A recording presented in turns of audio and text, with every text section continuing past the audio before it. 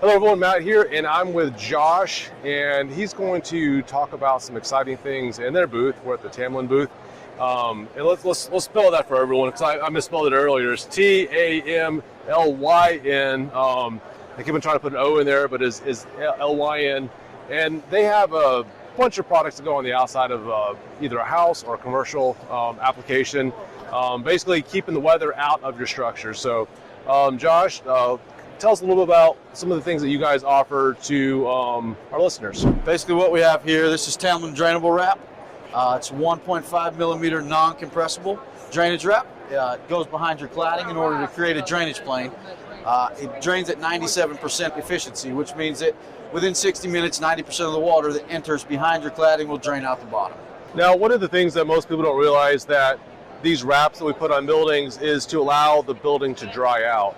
Moisture gets built up back there, so it looks like this little detail that you have here that creates like what, convective currents? Like how does this dry out? Absolutely. What it does is it creates, just like I said, a drainage gap, which allows for water to drain, but water and vapor to drain any type of way that we'd like it to go. We know that water is going to enter the building through three very common ways. It's either going to come in a liquid form, a vapor form. It's going to get in no matter what, so our job is to get it out. This actual filament is what allows it to drain, as well as having the airspace to allow the air to drain the water and dry the water that's getting behind the cladding. So it looks like we've got these like little gaps, and that's kind of what allows the air to go up and down in between these different areas. Right, and the raised portion is what keeps the cladding off of the actual house wrap to prevent any mold or moisture from building up behind it.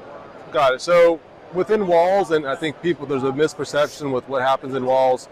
People say, I need it to be weatherproof or waterproof. Actually, we need to be weather resistant. This is weather resistant membrane. Absolutely. And I see it says WRB 1.5. So let's talk about the perm rating on this, and why is it important for this material to shed water but also let water to go through? That's very confusing to a lot of people. Okay, so we're at a 19 perm rating, which building industry standard says that that's ideal and where we need to be, and that's where our building scientists felt that we needed to be when developing it.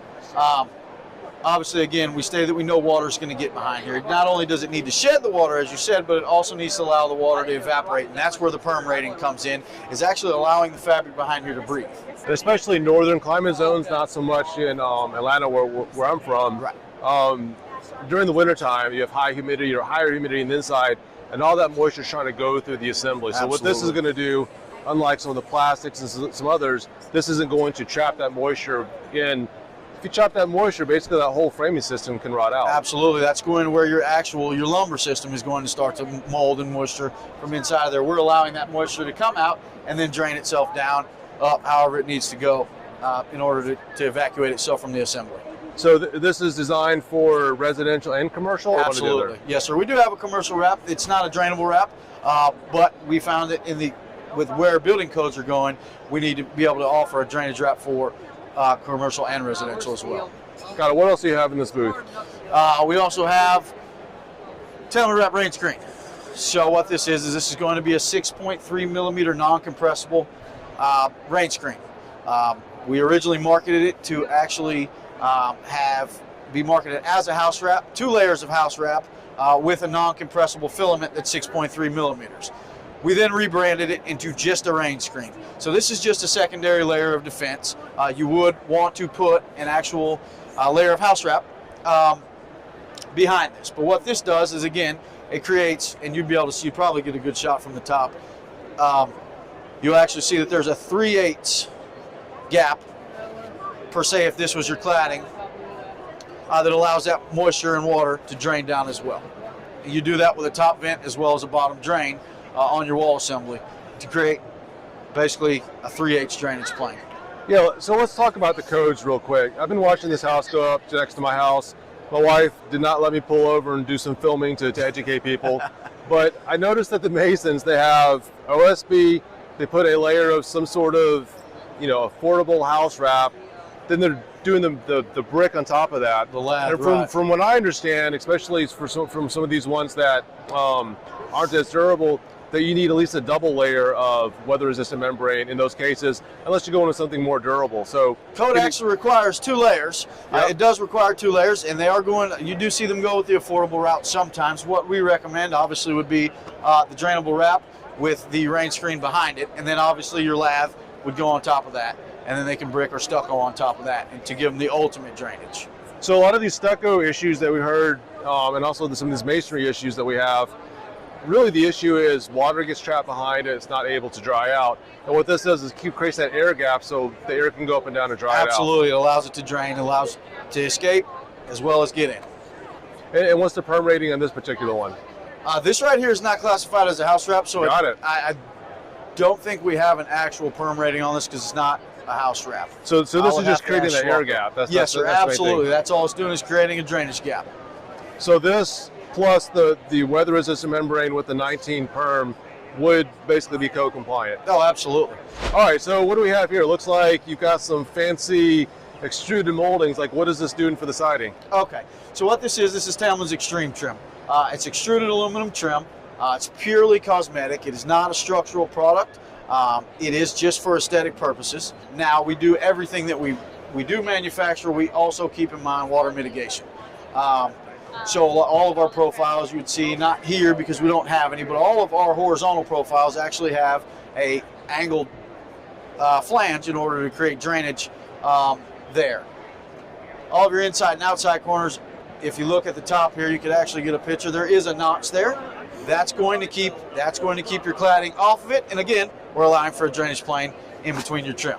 Now, do you need to fasten the trim separately from this in addition to this, or will this kind of help stabilize the corners? Okay, well, the way our trims are fastened, as you can see, is you have a nail hole. What we recommend is that you stagger, every 12 inches, just your standard framing nails every 12 inches all the way down. Again, this isn't structural. The fiber cement is what's going to hold our trims onto the building, as opposed to our trims holding the fiber cement, which is not correct. Most people believe that that's what it is. It's not.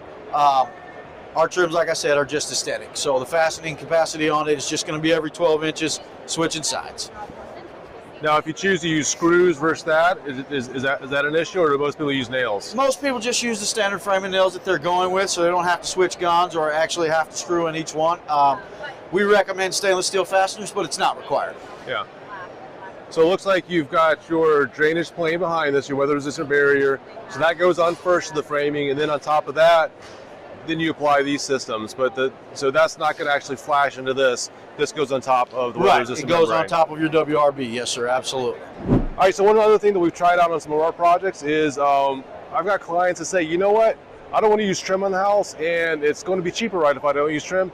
That's not always the case, but we do have options if you have a very ultra-modern house and you don't want to use trim. I've got these reglet profiles behind me, and what this allows you to do is basically have the drywall go all the way to the baseboard, and this reglet is what's durable. You can either have a space, you can have spaces around the trim, windows, casing, and it's a way to install windows, doors, and basically have no trim if you want, because otherwise what happens is that drywall goes all the way to the ground. When you try to finish it up, you have materials moving at different rates. It can crack, you've got durability issues. So these reglet profiles can help with that and also make a modern home look amazing.